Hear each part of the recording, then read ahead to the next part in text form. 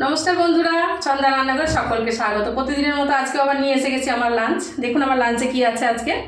লঙ্কা, লেবু, ভাত, মূলো শাক ভাজা, রসুন কুচি করে আর শুকনো লঙ্কা ফোড়ন দিয়ে খুব সুন্দর হয়, আর করলা ভাজা আর আলু ভাতে। আলু ভাতে মানে আলু ভাতে যত তরকারি থাক, আলু ভাতেটার জন্য মাঝে মাঝে মনটা উসকুস করে। মেদিনীপুরের লোক আলু ভাতে পোস্ত ছাড়া যেন অসম্পূর্ণ থেকে যায়, এই আর কি। তো আর আছে জানেন, ঘোষবাবুর জন্য সেদ্ধ ঝোল একটা বানাতে হয় আমাদের সব সময়। তা সেই জন্য সেদ্ধ ঝোল আছে পেঁপে, ঝিঙে আর আলু দিয়ে, মাছ দিয়ে। গাজরটা কালকে নিতে ভুলে গেছি এতে বাজারে।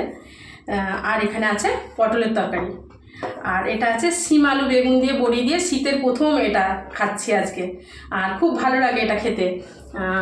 আর মানে শীতের প্রথমটাই ভালো লাগে একটু, তারপরে আস্তে আস্তে আবার খেতে খেতে তখন আবার অভ্যেস হয়ে যায়, তখন মনে হয় আবার এগুলো ভালো লাগছে না, একঘেয়েমি লাগছে। তো এই হচ্ছে আজকের আমার লাঞ্চ। তাই সকলে সুস্থ থাকবেন, ভালো থাকবেন, আপনারাও খাওয়া দাওয়া করুন, আমরাও খাওয়া দাওয়া করি।